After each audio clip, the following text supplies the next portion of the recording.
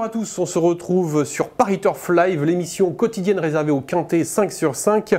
C'est un quintet lundi à Cran que nous allons tenter de décrypter. Et à mes côtés, j'ai Florent Béas. Bonjour Florent. Bonjour Christophe, bonjour à tous.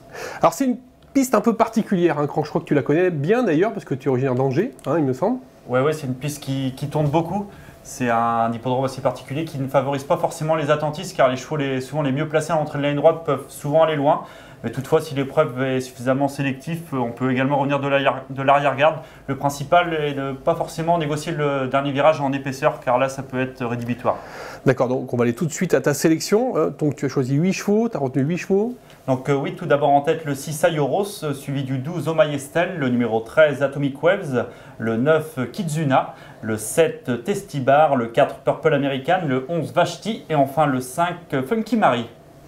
Donc le 6 Ayeuro, ça c'est son premier handicap, je crois, mais bon, et c'est vrai qu'il dépend d'un redoutable tandem, c'est Alain Couetil et Adrien Foissier qui ont un beau taux de réussite là-bas. Oui, très beau, et c'est l'entraînement local, car on sait qu'Alain Couetil entraîne à Senon, à proximité de Cran. C'est un concurrent très régulier, il semble bien placé au point, en valeur 37, il semble posséder une très belle chance théorique pour son coup d'essai dans le handicap. En dernier lieu, à Châteaubriand, il s'est très bien comporté dans un lot de bonne facture. Il a terminé 3e non loin de Kidamo et de Malkidazé, qui ont bien confirmé depuis sur cet hippodrome de Cran et au niveau listed. Kidamo qui a été battu sur le fil que par un certain Narrowhill. La ligne est donc plutôt flatteuse. Il est associé à Adrien Foissier, qui connaît très bien cette piste de Cran. Il a hérité d'un bon numéro de corde et fait figure de solides points d'appui. Alors tu lui opposes le 12 Omay Estelle, qui reste sur une magnifique 3e place à Deauville. C'était sur le SAM, mais elle a déjà bien fait également sur le gazon. Elle dépend elle aussi d'un entraînement des plus habiles, et notamment dans les quintets, celui de François Rohaut.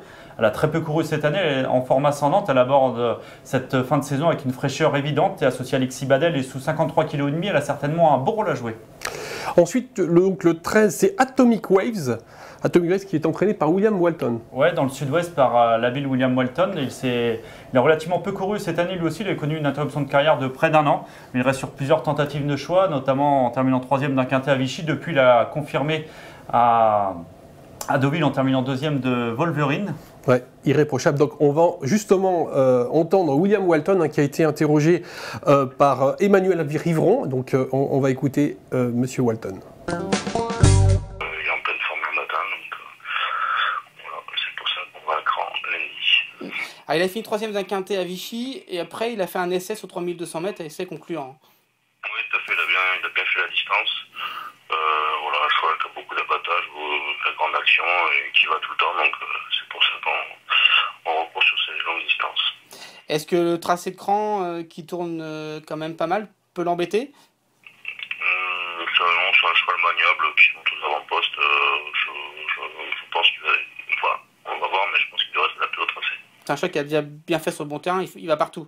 Bon terrain, je ne sais pas si ça va être bon terrain. Il y a des orages annoncés pour le week-end, 3e jour de course, va sur du terrain. Je ne suis pas sûr que ce soit si bon que ça. Mais il va dans tous les terrains, ça c'est sûr.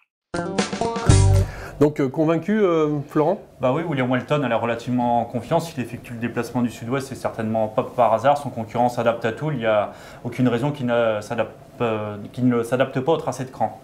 Ensuite, tu as placé en 4e position, c'est le 9 Kizuna. Attention à ne pas confondre avec le 4e de l'Arc l'an dernier. C'est un cheval irlandais, celui-là. Pas le même potentiel, mais cette Kizuna, elle est très régulière. Certes, elle a pu gagner depuis l'été 2013, mais elle reste sur une série de bonnes performances.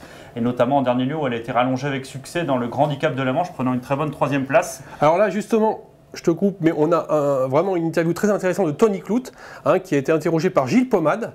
Donc on va écouter Tony Clout.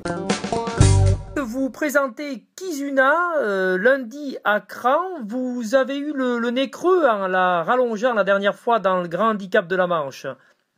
Oui, effectivement, elle m'a confirmé, comme je le pensais, qu'elle tiendrait la très longue distance une fois bien durcie. Elle est bien revenue de sa course.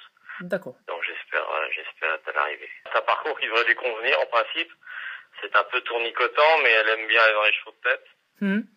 Et elle n'a pas vraiment besoin d'être cachée, donc ça semble être un parcours dans ses cordes. Elle s'adapte à n'importe quel état du terrain. Oui, peut-être elle est légèrement mieux quand c'est souple quand même. D'accord, ok, parfait. On fait une annonce un peu de pluie, on va voir. Kizuna, on l'a dit, donc Tony Coute assez confiant quand même. Hein. Ouais, un entraîneur confiant, mais il a des raisons d'y être parce que sa jument est en grande forme, elle aime galoper aux avant-postes, un avantage sur ce tracé de Cran. Si en dépit de son numéro 15 à la corde, elle devrait rapidement occuper une place de choix et peut certainement aller très loin.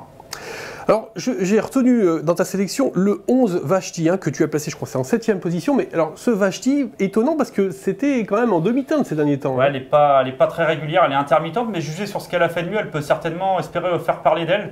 Elle a été, du fait de ses dernières performances quelque peu décevantes, elle a été progressivement baissée au poids. Elle est désormais prise en valeur 33. Elle est associée à Alexis Achard qui la connaît bien. Ce n'est pas un coup sûr, mais elle peut pourquoi pas pimenter les rapports de ce quintet. Et ben voilà, ce sera l'outsider de Florent. Donc, écoutez, je crois qu'on vous a mis sur la bonne voie pour ce quintet, on espère en tous les cas. Florent, hein, j'espère qu'on a été complet. Donc on va se retrouver mardi pour un quintet sur les obstacles à Auteuil. Voilà, bonne chance à tous.